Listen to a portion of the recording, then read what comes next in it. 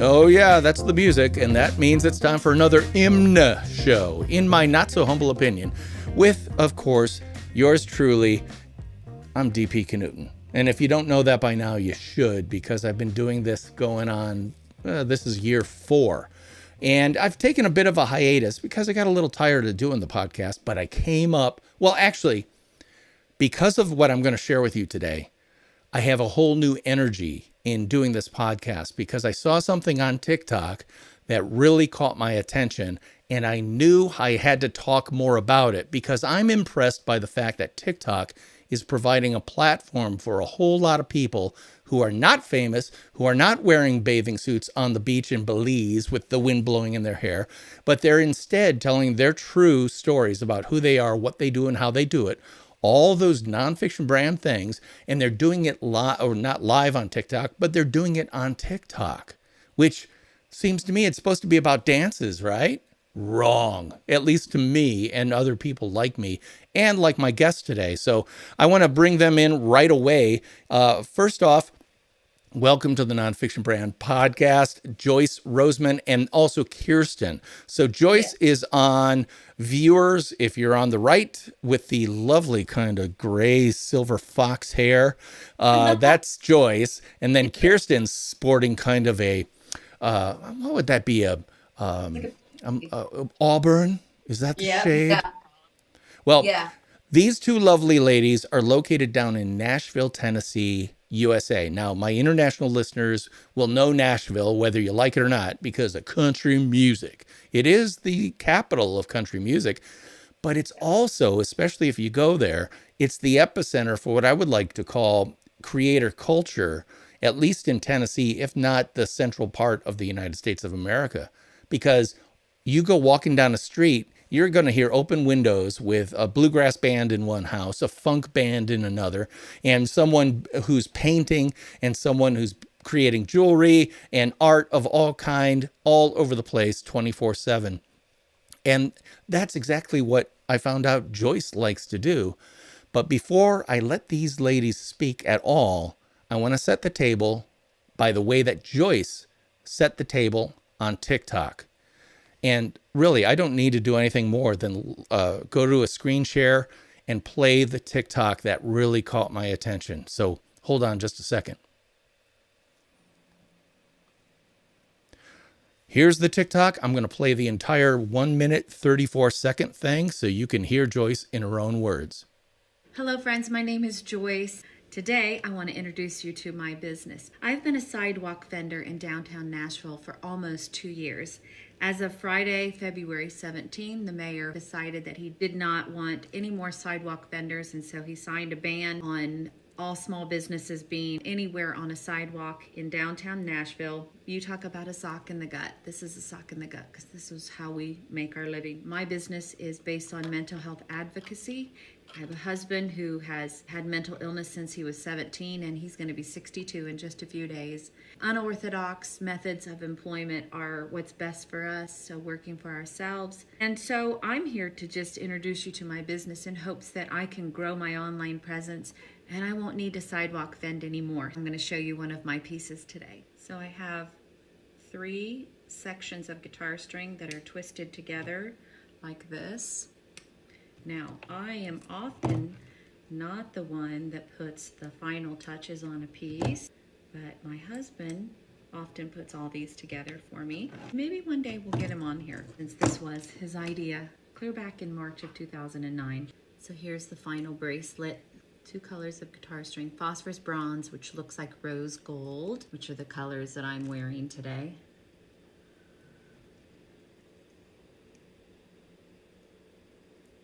And there you have it. Wow.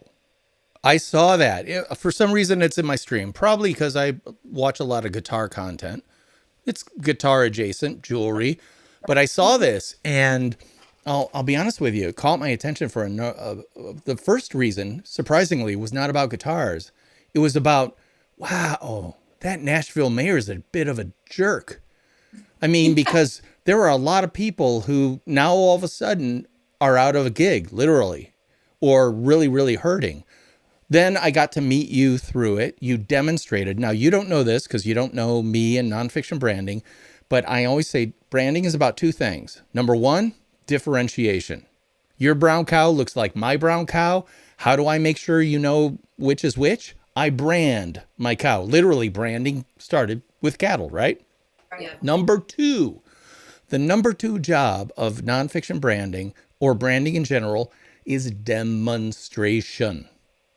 Your entire TikTok was demonstrating not only how you make that jewelry out of phosphor bronze and stuff like that, but who you are, what you do, and how you do it in a way that was so charming, so authentic, and so real that I knew, I didn't even have to guess, I knew the response to that single TikTok had to be overwhelmingly positive.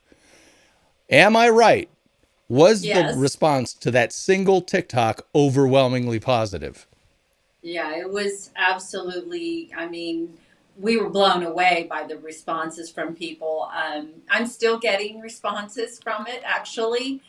And I mean, people were just so supportive. They voiced their concerns and they voiced their support for us as artists. And then they went on to put, feet to their words, and they actually ordered. And so that was pretty amazing. Well, a story like that is so genuine and so obviously true. I mean, we live in a society now that is based on on kind of a weird dichotomy. Artifice and a desire for authenticity. Yeah, the artifice, the people who front themselves, the influencers on Instagram and everything else, they are so fake. And they are convincing an audience of people who don't know the difference that, oh, they're really cool. I bet you they do make six figures. Oh, I bet you that's his Lamborghini. Oh, I bet you he did invent that. And, exactly. I'm old enough to have a finely calibrated BS detector. The other people are looking for authenticity, not fake authenticity, but really authentic authenticity, which is exactly what you served up so beautifully in that TikTok. And I just knew people were going to respond to that. So I took a look in the comments after it, and my heart filled and broke at the same time, because there were comments from women in that video who were saying, hey, my dad passed away. He played guitar. I still have some of his strings. Could you make me jewelry with some of my dad's guitar strings? Yeah. Oh my God, I have 3 daughters. I love guitars. That killed me. But that's the power of the product you make. It's not just the product you make. It's the foundation of everything about it. And I want to stop talking. I want you to talk. Why, oh, why did you and your husband Glenn start making jewelry out of guitar strings? Wow. Very interesting story. And I have to preface what I'm going to say with the background to it, which was the years of loss related to his mental health and job loss. We sat down at the table and said, we've got to do something to stop the cycle of loss. So we had a discussion and said, we really feel like self-employment would be the best route for us to take. And so we began teaching music lessons. And we had done that before here and there, but not really as a full-time occupation. So we made a decision, started teaching music full-time. In the midst of that, we made a move to Nashville, and one day he came to me and said, I've been thinking about this. He would change his guitar strings, or he would change the strings of a student, or he would change Kirsten's strings for her because she was playing guitar and learning the instrument at that time. And so we always had guitar strings laying around. And he said, I've been thinking about this. I think we could make really cool jewelry. And I thought it was the dumbest idea. I really did. Literally, I remember where we were sitting. And he walks through the door and he's got it wrapped around his wrist and he's like, we should be able to do something with this. And we thought, oh no, here comes another idea. Yeah, and we are a family of creative ideas, and we have laughed and said that we could have a whole business called Pipe Dreams Incorporated. Yep. Because we just have a lot of creative juice that runs in our veins. And so I thought, oh, this is going to be another one of those silly ideas. So he kind of let it go for a couple of months, and he just kept, every so often he would pursue the conversation. And so finally I said, okay, I'll give it a try. And we made a piece with a guitar pick in it, which is still a piece that we create today. And it's a fan favorite. I mean, everyone loves this bracelet. And so it all just launched from there. And here we are now 14 years later. And so, it gives dignity to Glenn, because here he is, a guy that lost so much. And I gave respect and credibility to his idea. And I think that's a valuable part of the story, because often people with mental health challenges are not taken seriously. Their ideas are not taken seriously. And, obviously I was guilty of exactly what I'm saying. But this has been a really great way to give him a lot of dignity in the process. And it's a job. It's something he can do, his part of the business, that no one can take from him. So, yeah. And isn't that the most important thing? Because, oh my God, we live in a time where people are trying to strip everything from everybody. Most recently, and this is kind of a pet peeve thing, or a big thing that's happening to me because I'm a writer. ChatGPT comes out, the AI. I don't know if you're familiar with that, but it writes really well. It's a computer-generated bot that you say, write a story in the style of Stephen King of about 750 words, featuring a rabbit and a dog. And the output that will come back to you will shock you in terms of the quality. Yeah, well, it's let me speak in music terms, since you're down in Nashville. It's the equivalent of AI becoming so good at creating pop country music. I'm not talking real country.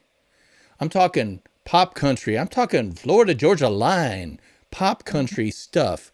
It will get to the point where it will create artificial artists who will do that artificial pop music that will sell tremendously well, because it will respond in real time to the changing tastes of country music fans, or I should say of pop country music fans, because real country, and this is where me, the guitar player, gets on a soapbox, real country music fans go all the way back, pre-Roy Acuff, all the way back to the hills of Tennessee and Kentucky, Appalachia, and all that, to the Scottish and the Irish and the Gullah and all those influences in the music that created this sound that literally no place else in the world has. And all we can do is honor it by trying to interpret it today on instruments that have not significantly changed since 1840.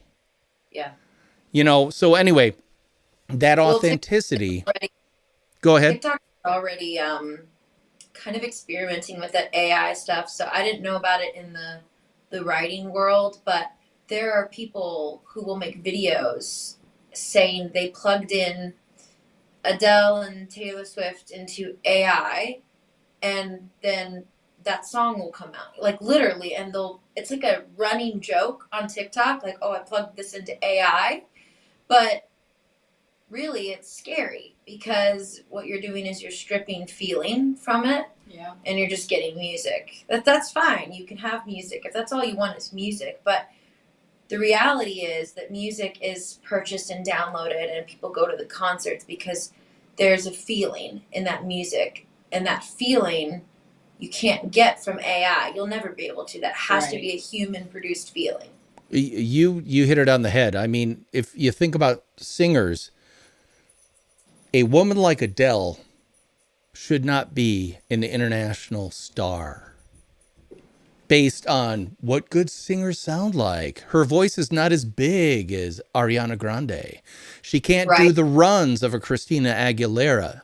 She has a breathiness to her that, it isn't easily auto-tuned, whatever. She should not be the global superstar she is, and yet she is, because people are dying for exactly what you said. She projects feeling, Yes. emotion, and Yeah. reality. And Yeah. this is exactly, I'm sorry to compare you to Adele, Joyce, but that's kind of the feeling I got when I saw your TikTok. I'm like, okay, number one, wow, she's got a great calm presence on camera. Wow. I mean, not flashy, not, hey, I've got this great jewelry made out of guitar strings. It was just, here's the situation. You didn't even talk about your product until halfway through the TikTok. Did you strategically think of those things, or is that just the way it came out because that's who you are? Oh, that flowed from my soul, really. I get to take a little credit though. She did direct me on what she wanted me to do, I but did. she did not spoon feed me the No. words. That was just flowing very, very naturally from my heart. And usually when I get in front of a camera, that is what happens. My heart and soul kick in, and I try to just go with that. Yeah. Well, it's interesting because a lot of the people who listen to my podcast call them lurkers, who are brand. Yeah, I get brand, but I'm not a brand. How could I be a brand? Well, you're living an example of anybody should be and could be, and in reality is a brand. And you can both differentiate yourself and demonstrate those two D words that I consider the foundation of branding. You did that perfectly in TikTok. And that's what everybody needs to do, even if you're a tax attorney. For crying out loud, H&R Block will eat your lunch every day of the week if you don't come up with a reason why you should come to me as your tax attorney for these specific reasons based on who I actually am. Right. So the fact that you, and by the way, Joyce, I'm going to give Kirsten some credit here. She actually kind of kicked you in the butt to get you to do this. Isn't that right? I've been working on it for a couple of years. Well, talk about that process, Kirsten. What is your vision for what you would love to see both Joyce, Glenn, and Rethrive Designs do in terms of social media? I think that what we have talked about thus far has really kind of laid the groundwork. It really is about branding. And we've discussed this a lot in terms of just our family discussions, but from the get-go, we have been a brand. And often we have been a brand that people didn't really care for. It was not their taste. And so we've kind of walked a bit of an isolated path. And going back to the discussion of us being kind of creatives, and we just always had the creative juices flowing, that has helped us find our brand, because we're really outside of the box thinkers and livers. We do not hustle for the American dream, to have the next best car and the biggest house and the Gucci, Prada, whatever, has never been the goal, and it's never been what fuels our fire. What fuels our fire is talking to the people that have felt like us. Mm-hmm. You feel like you're ostracized and you're alone, yet you have really great ideas and visions for your life. And it is really hard to make a vision come to fruition when there's nobody there kind of backing you up and saying, this is a worthy cause to get behind. Mm-hmm. And I believe that social media is that link, is that key to the people that do not know you, do not care about you yet, don't know what you're doing. That if we can get outside of this cell of, okay, these are my Facebook friends, these are my Instagram friends, these are the people I talk to, and they don't give two poops about me, basically. I gotta find who will care about me. I've got to find who will care about the jewelry.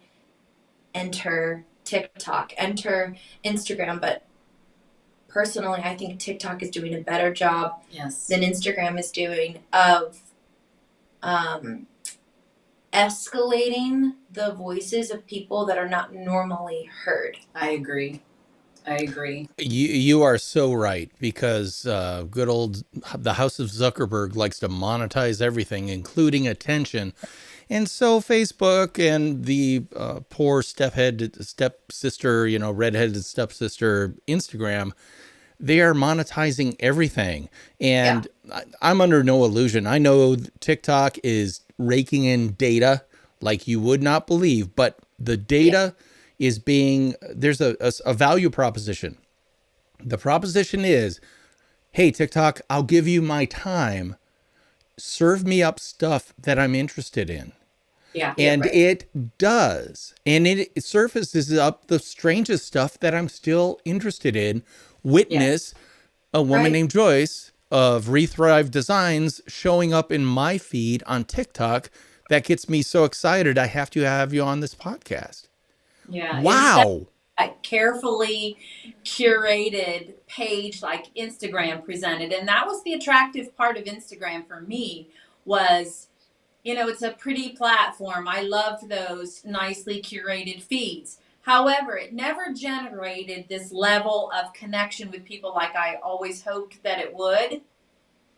Versus in 3 weeks' time of really committing time to TikTok, it's been absolutely insane to go from like 32 followers to now 10,300 followers. I mean, that's insane. But going back to that kind of the curated side of Instagram, that was one of the reasons she did not want to get on TikTok, because she felt like it was sort of this unkempt space, if you will, that she was like, well, I don't know, how do my videos live? How do they resurface? Do people kind of come back? And that is almost like a double-edged sword in a way. There's a good and a bad to that. The great thing is that the video that you posted 2 days ago might not get seen by the same 300 people. It's going to get new eyes each time. The kind of weird part of that fact is that you don't always feel like you're cultivating like a friendship the way you can with Instagram. But I will say, and I've noticed this with my sister and I's music, like when you catch a follower and then you kind of keep showing up and they keep seeing you, these are pretty loyal people on TikTok. There's something set apart with how they respond on TikTok versus how they respond on Instagram. But I've received some of the wildest, most creative, most soul-touching comments on TikTok. And you're like, how do you think of that? Yeah. But a lot of people are like that. And I wonder, I have to think, the way that TikTok is set up and the fact that it is fairly uncensored, it's allowing like this freedom of thought and creativity. So people are showing up in their raw essence, if you will, and they're not curating even themselves in their comments like they do on TikTok. I find it very interesting. Yeah, I truly do. And anyone who's listening to this podcast who has not checked out TikTok, you kind of need to. And who knows, TikTok might be supplanted by something else down the road. But for now, the most interesting stuff that I'm seeing out there is happening on TikTok, especially the ability to kind of do what you just said, which was, I saw a band in the back room at this place and I really loved them. There were only me and 5 other people. And so we're the original disciples of this band. And now we're going to watch them grow. And we're part of that. And, it's that thrill of being an early adopter and being able to say, I knew them when. And you create this relationship, ideally. And the goal I'm guessing you're probably working on is trying to take that relationship and bring it to your space on rethrivedesigns.com. Because again, you don't want to build on rented land And TikTok is rented land. Get them off, get them out of that rented land and get them into your place that you Exactly. own. But Yeah. boy, you talk about a force multiplier for you, your brand, and your message. And that single TikTok. So just let's get down to brass tacks and say that single TikTok video, how many orders can you attribute to it in numbers? Is it 5? Is it 50? That single video probably about 70 orders. Yeah. Wow. So how does that compare in terms of what you would expect on a given week, month, whatever? Well, that far, that exceeds what I've gotten from anything up to this point. I mean, Yeah. I've never had anybody respond that much on an Instagram post or a live or even a Facebook live when I've done Facebook lives. Never got that kind of feedback. So that single post getting so many eyes, there were people saying, I'm saving it to my, favorites, saving it to a collection. I think there'll be future business from that. That video is actually still gaining some traction and some momentum. Even just this morning, I had people conversing with me there. So that's, I think, the cool part with what you were saying. It still lives on and it keeps regenerating life. The more people see it, and then it kind of gets another leg of life on it, so to speak. So it's very interesting for sure. But that definitely far exceeded what I thought would happen. I mean, you never know when you put your story out there. You have zero idea. I did not know what to expect. I had only made like 5 or so videos on TikTok, and I just kept kicking. And because I'm I'm 58, and we're stubborn. We're creatures of habit when we get our age. We don't want to try new things, and I mean, kudos to Kirsten because she just kept saying, Mom, you really need to do this and I'll help you get it done. And, she's had a thumb in my back and it's generating, it's amazing. I've gone live twice from that platform. I went live last night and people responded. And it's new for me in a sense, but the concepts around it, like going live, are not new for me, those kind of things. But I think this leads back to the reason that I'm there. I think it has the potential, and the reason I am doing it is because I want it to replace what was happening. I was meeting people face to face in Nashville. That was the lifeblood of our business. I love that interaction. That's the thing I know that we'll miss the most. But not only that, what was really truly prominent about vending in Nashville was that you have constant eyes on your booth. Yeah. And we haven't even experienced that. I mean, they did festivals and art shows for the first 10, 11 years of the business, and even on in a market that had 200,000 people come in and out, we did not see that kind of audience and crowd. So what the mayor doesn't realize is that when he took that away, he took a really special, very unique opportunity away from vendors like ourselves. Yeah. And so the reason we hopped on TikTok was we're making this a business. I mean, we are already a business, but we're making now part of the business to be very consistent on TikTok because we have to replace that now. Now we have to get the traction we got in the first video you saw. That's got to start happening all the time. And the only thing I know, and having been on TikTok since 2020, I think, not a super long time, what I have gathered though is that consistency and continually showing up over and over and over again every single day, sometimes multiple times a day, you will reach that place, especially with what we're talking about here, especially if you have a story that is your true, authentic, honest, raw story that you don't have to lie about or Embellish. add in these frills. Yeah. That will eventually, and I keep telling her, that will reach people. And it's just going to be a matter of time, which is the difficult part of this process, is sitting here going, I don't have time. Like, my bills don't get paused just because Exactly. TikTok is kind of growing, So, yeah, I mean, it's been a pretty interesting predicament to be in. Yes. Well, necessity is the mother of invention, and thank God you have a daughter who's can kick you in the butt and get you to do it, because she's absolutely right. I'm here to say, and by the way, I got you by about 9 years. So when it comes to not early adopting on this stuff, say, Tilly, get down. Oh, my dog. But what I was saying was that in terms of not being naturally open to this stuff, I'm right there with you. But I work in advertising, so I have to keep my eyes on it and understand it. The thing that's blown me away as a marketer is the impactful power that is just sitting there.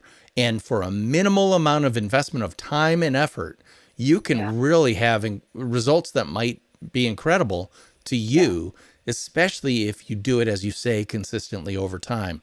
Now, Nonfiction Brand podcast listeners, don't worry. We have much more to talk about, and we're going to do it in next week's episode. But for now, I got to kind of wrap up this one. I do, however, want to let you know that because you're listening, all you have to do is go to rethrivedesigns.com, take a look at some of their fine jewelry, which I love, and enter the promo code at checkout, nonfiction. That all one word, nonfiction, and you'll get a discount from the lovely and talented Roseman family.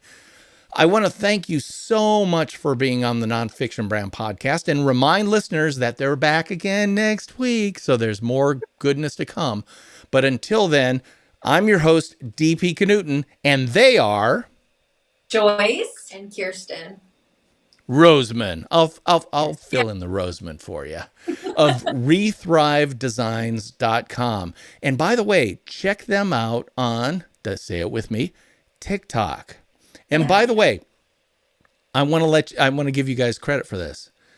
I earlier talked about the kind of renewed enthusiasm I have for my podcast. I blame you for that, because I'm thinking, no, I'm serious, because I was thinking, I saw your video and I'm like, God, this is so amazing. I love it. Oh, I want to learn more about it. I want to talk to them about it. And then I'm like, I want to talk to them. I want to TikTok. Oh, I'm going to start a new sub-series of the Nonfiction Brand podcast called the TikTok Sessions, where I talk to people I'm very impressed with who are really killing it on building their personal, dare I say, nonfiction brand on what I consider to be the au courant, most powerful social media channel right now, and that is TikTok. So that's it again for this episode of the Nonfiction Brand podcast. I'll be talking at you with the Rosemans next week. Bye-bye. Pause. So let me ask you this logistical question. Did you have to rent a camera? Did you have to rent lighting? Did you have to rent microphones? Did you require a crew? Did you have to write a script? Did you have to do makeup and blah, blah, blah to do that video? Or did you set up an iPhone, hit play, and go? used my iPhone, and I did buy a softbox not too long ago. yeah, we have a softbox behind us It wasn't right now. a recent purchase, but it helps a Yeah. lot. It's Well, a I'm Lumen- guessing the softbox you might have had for taking photos of your product, right? Well, I'm actually She's done some photography. Yeah. People photography. Oh, okay. I So purchased- again, you got it lying around. Might as well use it. Yeah. And that really helped because, again, last week in the live stream, we actually looked at the TikTok video and it was very pleasantly lit. I was going to say, is that a north-facing window? But now I understand you had a soft box, which Yes. created that nice, soft, north-facing window light, which made Joyce look wonderfully radiant. It showed off her kind of silver fox hair in a way that made her look kind of just a little bit milfy, if if I don't want to be insulting there. And I'm just saying, if you got it, Yeah. use it. And you did. Yeah. And it looked great. And you looked personable. You looked comfortable in your own skin. Your voice was very, I don't know, it was like sweet cream. It was just like inviting, come on over for some sweet tea. And I'm going to tell you about the situation we're facing. Some of it's not great because the mayor of Nashville's a bit of a douche. But that's okay. We're getting past that. That's the perfect word. Yeah. Yeah, well, I got to tell you, you know, It is what it is. it just, from a user experience perspective, having street vendors, and I'm not talking about people hawking stolen CDs and DVDs. I'm talking quality art, quality jewelry, quality things that it turns a street into a fair. It makes a user experience not just about people walking out from bar to bar with a beer in their hand, if they can have open liquor there. But, you know, it creates a sense of percolation and effervescence. So I'm just telling you, from a brand perspective, it's stupid. I understand the Chamber of Commerce probably got on the mayor's, you know, they're pissed off because people are spending money on the street that should be spent in stores. No, a rising tide floats all boats.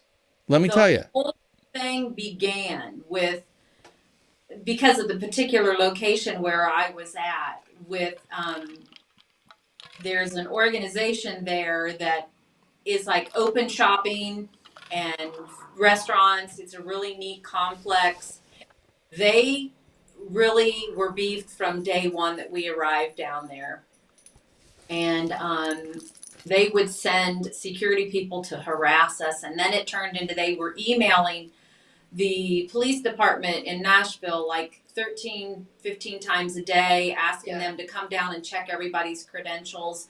I was really in a category by myself, though, down there. The interesting part of the dynamic on the street was I was located among a lot of people selling CBD and that kind of thing. So here I am with guitar string jewelry, a completely unique item, and people that were walking down the street coming from parking garages absolutely loved that they were finding somebody selling guitar strings because, hello, we're in Nashville. Yep. Right. And they would say what a breath of fresh air it was to find this.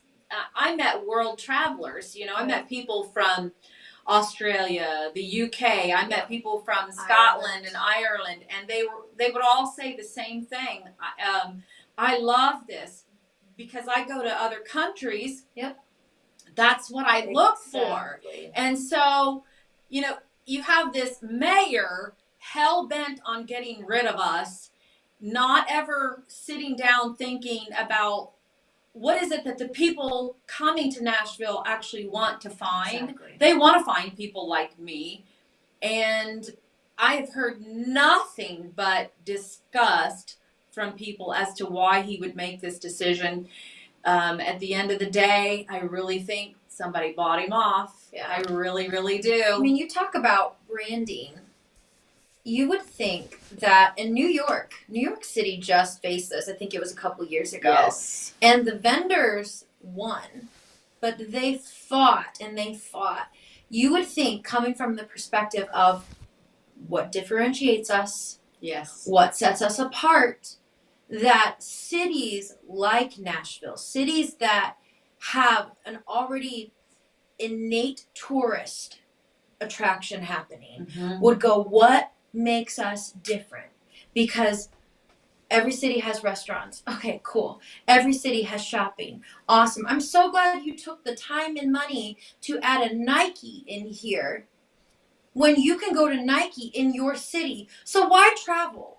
It's getting down to the point where why not just stay in your city unless there's something uniquely put in that city that goes, we can only find this in Nashville. We can only find this on the street of XYZ. Yeah. And I think it really ticks me off, obviously, because we've lost work, but it really ticks me off that I'm a creative in what I thought was a creative city. Yes. So when I moved here, and before they moved back here, my sister and I moved here for music. And when we moved here, it was just at the cusp of kind of turning this corner into, we're going to start really investing in really cool restaurants, really, really cool coffee shops. And I'm thinking to myself, this is awesome because there's unique traits that are starting to come in. There are places that you can't find anywhere else. These are non-chain locations. Yeah. And then the mayor makes this decision, and it's not just a decision banning street vending. This is a decision that is like a megaphone announcement saying, I no longer care about entrepreneurialism. I no longer care about the small business. Therefore, and if you get rid of the small business and the mom and the pop and the cool cat in the corner that's making something you've never seen before, but they're not a brick and mortar and they don't want to be, if you get rid of that, you do essentially say, I don't care about uniqueness, and there's no place in Nashville for creativity anymore. And it goes to another point. He's gotten rid of street vendors. They're also now harassing street singers. Yes. Oh my So God. if Nashville really wants to go down that rabbit trail, Yeah. which it seems like they do, you are essentially saying it's not Music City anymore. It's just city. Just come to Nashville. It's just a city. And it really thoroughly pisses me off being a music here to see you're going after street singers. It's been happening to a friend of ours, and it's a sick story. I don't even want to get into it. I want to take off of what she was saying about the authenticity thing. I feel like one of the reasons that there's so much angst maybe about social media is, I think with the Instagram influencer movement, for instance, what is becoming a trend is to be like everyone else. And we're so addicted to that as a culture that we don't even, I use the word inebriated, we're drunk on that. We don't even recognize now that somebody that has something authentic and different, they step up to the plate, and we don't hear their message anymore because we're so drunk on, you've got to have this gorgeously curated feed and this beautiful outfit on and the perfect hair, the perfect nails, and you live in the perfect house and you drive the perfect car and all of that. Right. And, we want to celebrate that. And yet we're in a culture, which is why you're having us on this podcast, is because we're talking about the need. People crave authenticity, and I know they do, which has been the thing that we have talked about the most as a family. Yeah. What sets us apart? Yeah. We know what sets us apart is our story. What we have lived through, what my husband has walked through since the age of 17 is something that everyone needs to hear. It's a story of grit and determination. It's a story of not quitting, not giving up. That's something to celebrate. My story doesn't look like anybody else's, and I don't want it to. And so, we're sitting here facing this crisis, and yet maybe the good part of it is it really makes our authentic selves even shine a lot more. Yeah. Yeah. Because no is not an option. I'll press forward. Somehow I will make it through this. I've always survived. I've always made it. Well, let's talk about or put an underline under some of the things you talked about, specifically the city of Nashville. Around the country, Nashville's been referred to as not Nash Vegas because it's kind of like a working man's place to go to kick back and listen to music, have fun, have some drinks, see people, all that stuff. But it's not. It's still someplace you could take kids to. Yes. Where Vegas is strictly, adults only practically. Right. And part of that you can take kids to was there's a lot to see. There's a lot to do. There's a lot of stuff you don't have to pay for. Right. Put yourself in middle America. You're a family of 5. I'm speaking as a family of 5 myself. We always did everything by what's the total family cost on that? You know, Right. like, oh, we could go to a movie. Okay, total family cost on that is going to be $65 plus Right. maybe Right. another 25. Let's round it up to 100. Going to a movie is $100. Yeah, we're not going to a movie tonight. Right. Exactly. Meanwhile, hey, let's go down to Music Row and maybe down Main Street and some of the other places in Nashville and just sit and listen to a busker who's playing, Yeah. who's like, oh my God, this person should be a recording artist and they're on a street corner and I just Right. heard a song that made me cry for free. What's the Yeah. consumer value on Right. something like that? Yeah. It's true.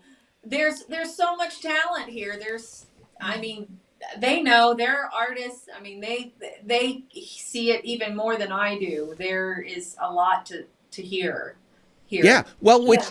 which brings a family of 5 to Nashville for their vacation because dad is doing the total cost of family and go, okay, Yep. they've got some good local barbecue places that are probably a little on the cheaper side. We can go there for dinner and then maybe we'll go to a deli and make some sandwiches and go to a park or Yeah. just And bring a goes around. Yeah. yeah, exactly. And then we can go see some live music for free on the sidewalk. The kids are Yeah. going to get tired, and that'll allow us to go someplace and maybe sit down in a coffee shop with an outdoor seating area and just watch people walking by and hear someone who's speaking German over there. Do you hear that? There's some Germans here. Oh, and that person sounds like they're French. What are they doing here? It's Nashville. It's America. You Yeah. know, that it's this incredible experience unless it's not. Exactly. Yeah. Sanitize the street, make everyone go to the t-shirt shop so they can all go home with a t-shirt that says, I went to Nashville and all I got was this lousy t-shirt. As Yeah. opposed to, I went to Nashville, I found this really cool street vendor who has guitar string jewelry. I'm a guitarist. I'm from Germany. I'm a Yeah. German guitarist. I come Yeah. to Nashville because I love the sound of the Nashville country music. And I'm looking for something real to take home to maybe Yes. wear because I'm in a cover band for Randy Travis. And I sing Digging Up Bones on every weekend over at the Hofbrauhaus. Yeah. And I would love something to remind me of my wonderful trip to the Mutterland in Nashville.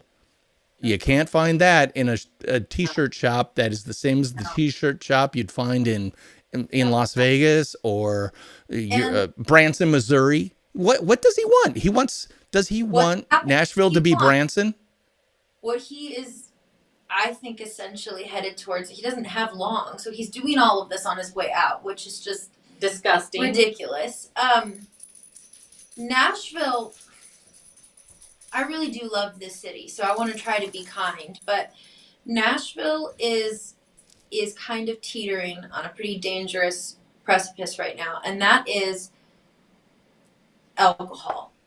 If they're not careful, they're going to invest all of their money and resources into alcohol, and it's already very visible to see that at night you don't come down to Nashville with kids. And that makes me really sad because when we lived here, 2003 through 2010, you could go to Nashville on a Tuesday night, Saturday night, Mm-hmm. and it was enjoyable. It was music focused.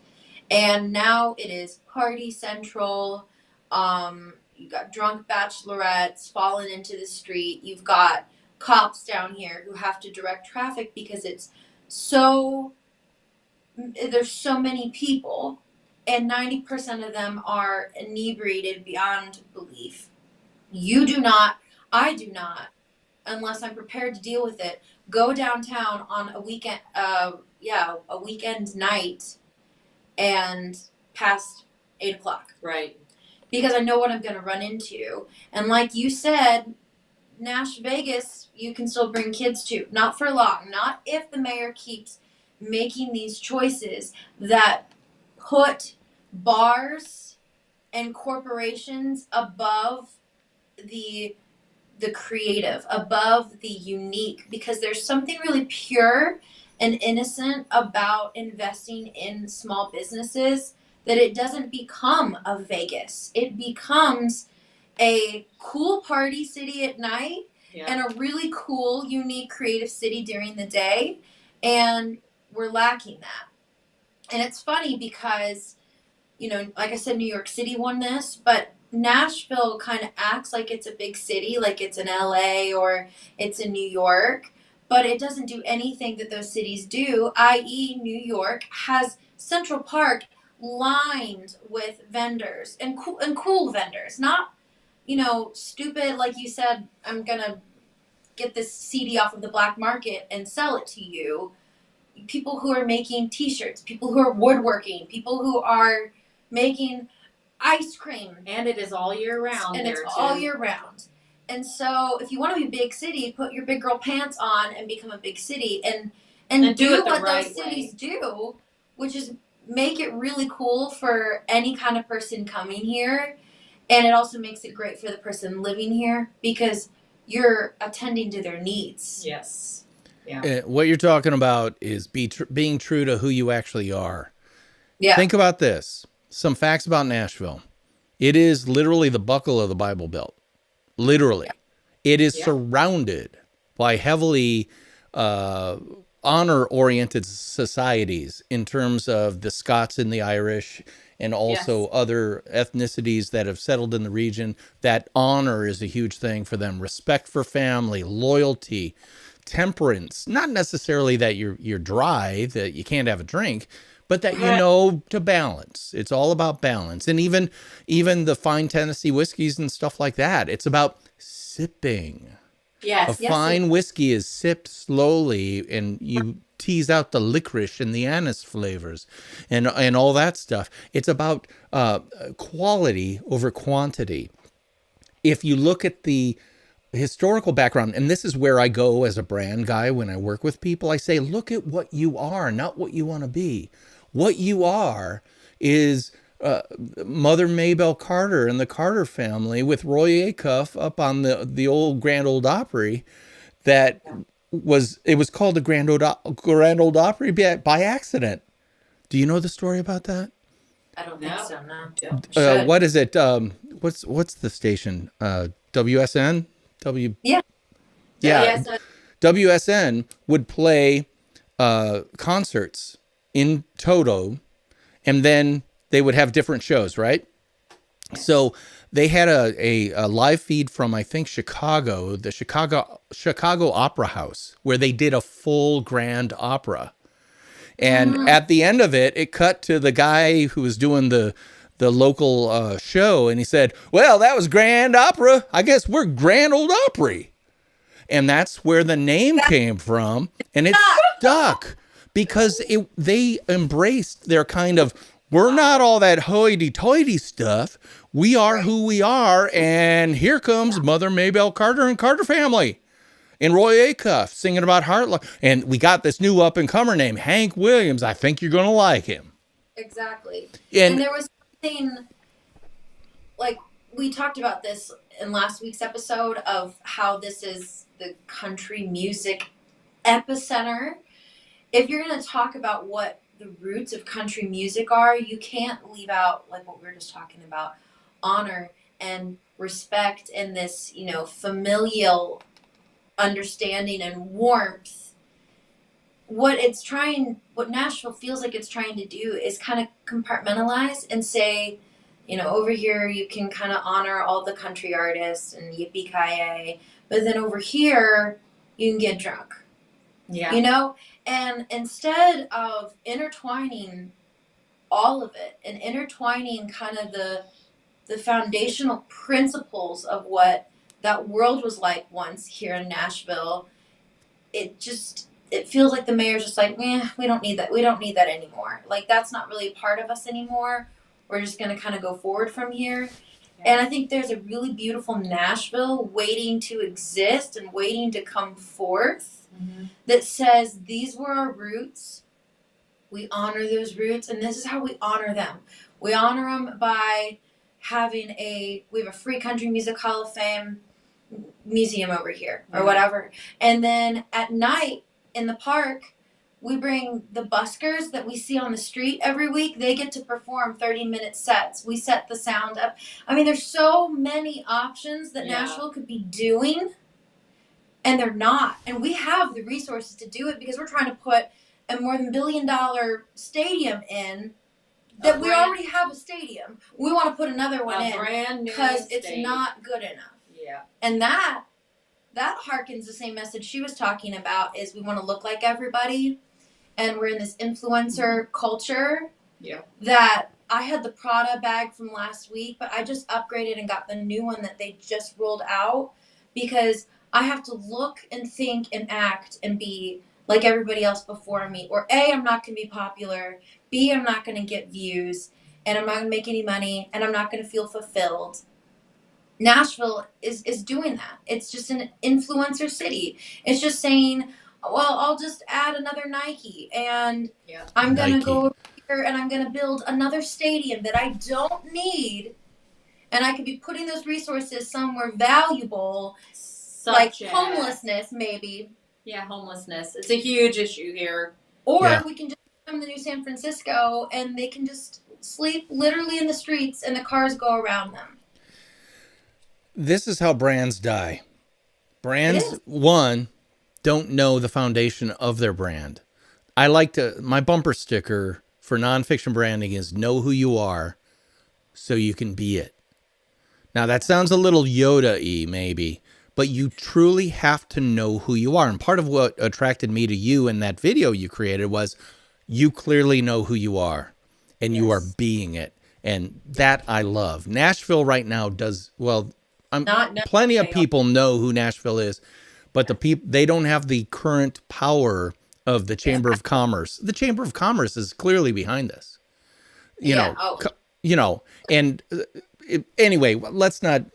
We've talked a lot about Nashville, but the thing I want to say about it is they don't understand. The people in power don't understand the brand that is Nashville. That's funny because the people who love Nashville know exactly what that brand is.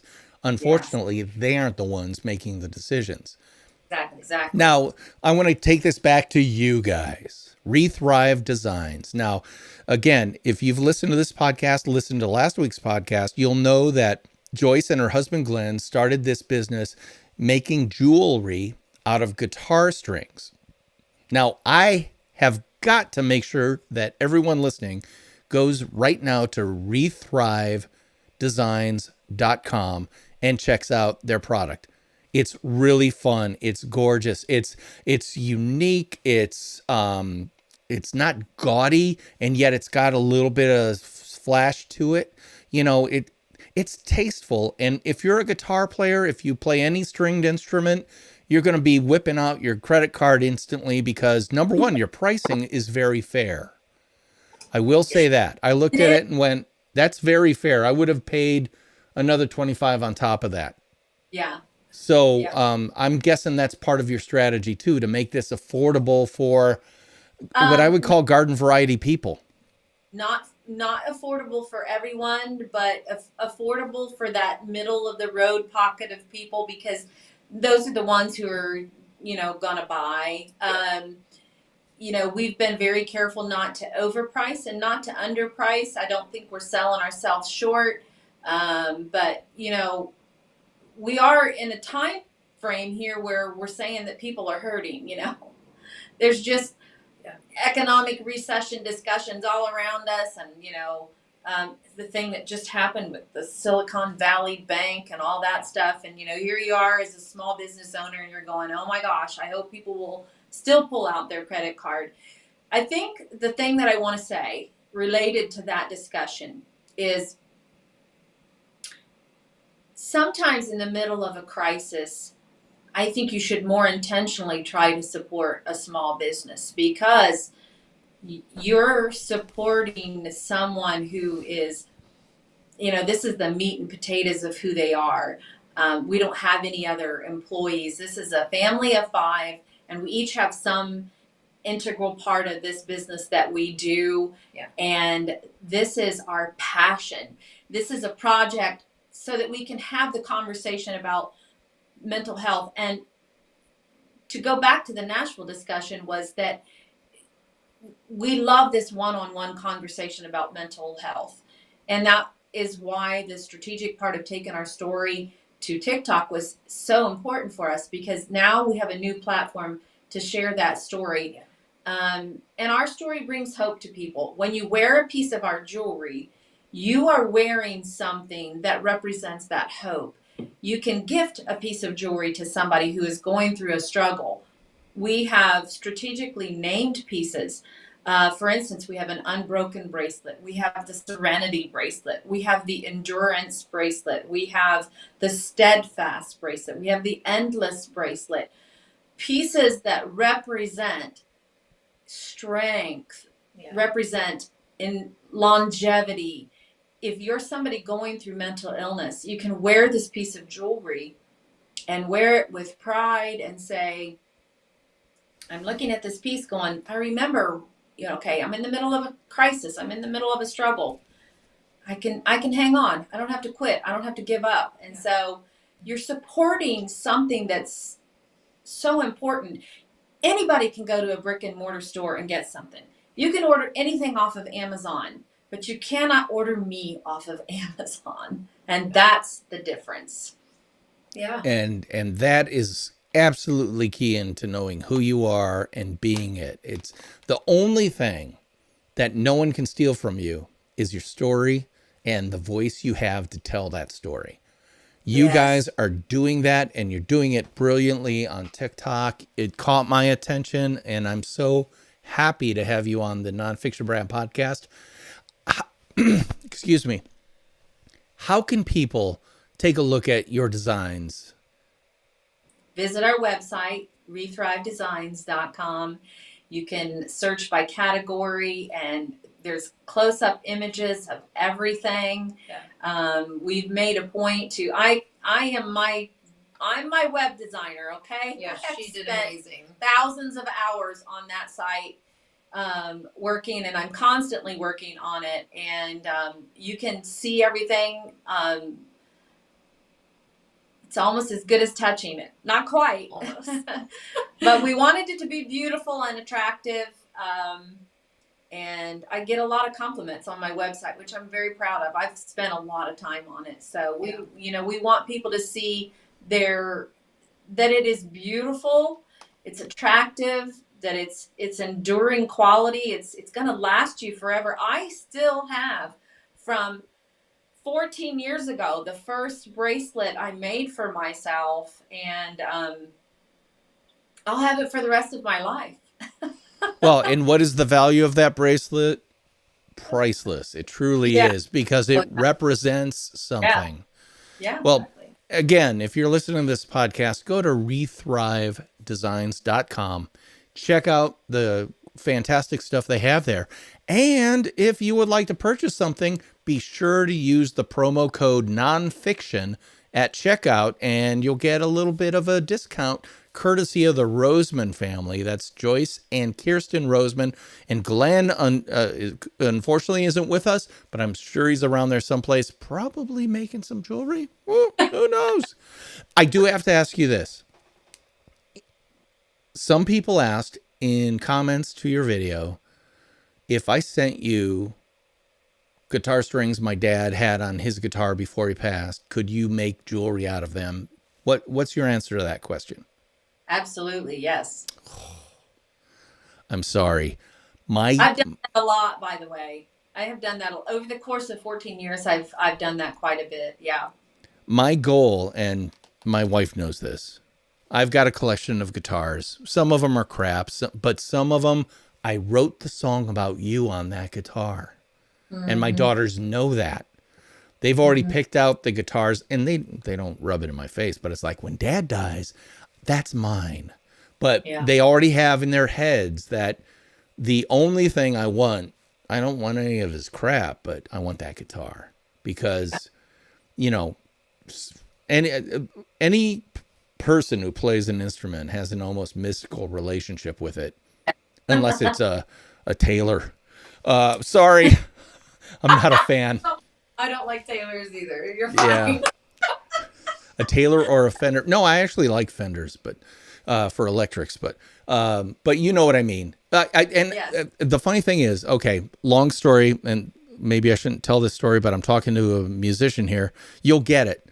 I finally made enough money that I could buy a quality acoustic guitar. A quality acoustic guitar in my world is you got $1,000+ to spend on it. You know, Yes. you can spend up to $5,000, but most of that is mother of pearl. If you can spend $1,000 and find a good builder, you can get a decent guitar. If you can spend $1,500, it'll be even better. If you can go to $2,000, then you're really in good shape. I could finally buy a good guitar, a really good player guitar. I was living in Chicago at the time. I played every, and I mean every acoustic guitar that was available in any guitar place in Chicago. And the funny thing is, when I set out on my quest, I was at Guitar Works, which is in Evanston, Illinois. I saw a guitar that looks pretty cool. I picked it up, I played it, and I'm like, oh my God, this just set a bar. Yep. I played every guitar in Chicago, and the one I ended up buying was the first one I picked up. And it was a La Reve, Jean La Reve, hand-built from Canada back in 1995. And it's still my number one. That's how emotional I get about my guitars. And the strings on them, which is why your jewelry is so damn valuable. Yes. Well, Joyce and Kirsten, I want to give you the floor for a last thought. Is there anything that this audience should know about you and Rethrive Designs that we haven't talked about? Well, I think we've covered. I don't most of know. it. I mean, I think the parting hope is that you really latch onto our story, like we were saying. Mm-hmm. We've talked about a lot of it, but at the end of the day, the story about what we have overcome and survived as a family, I really believe that, just like we were saying with musicians, that if AI starts making music, it won't be the same. Yeah. Because of a feeling. I really think that people who wear this jewelry will carry that story of hope and perseverance with them. I really do believe that's what sets us apart. Mm-hmm. Even if people come along and literally copy us, which they've done, it doesn't have the same feeling because it wasn't made by our hands and it didn't come out of the brain of a man who has survived 42 years of bipolar OCD. You can't change that. And I do think that that's our brand, is our story of survival and pushing forward despite all of it. Well, I'm going to say it again. The only things that you truly own and no one can take from you is your story and the voice with which you use to tell it. Yeah. You guys are owning both, and I'm loving it. So, Joyce and Kirsten, thanks so much for being on the Nonfiction Brand podcast. As always, don't forget, people, my book, Nonfiction Brand, is available on the House of Bezos. Just go over to Amazon.com, look it up. Oh, Bezos. Well, it is. Right, It. The House of Bezos. And you pick up a copy because it goes into all sorts of stories about why you should be creating what I like to call completely true, completely you nonfiction brand. Obviously, the Rosemans are doing it. I'm so thrilled to have you on. That's it for this week on the Nonfiction Brand podcast. I am your host, DP Knudten, and they are Joyce And Kirsten Roseman. And I'll be talking at you again next week. Bye-bye. Okay, live stream people. If you're watching, thanks so much for watching the live stream. I hope you had a good time because I certainly love this conversation. Probably could go on for another 2 hours, but I'm guessing that the Rosemans have to eat dinner sometime. So anyway, that's it for this week on the Nonfiction Brand podcast and also IMNSHOW. In my not so humble opinion, the show that's all about me. Well, not really. It's about me talking to guests like the Rosemans. I'll be talking at you all next time. Thank you so much. Have a really great day. Bye-bye.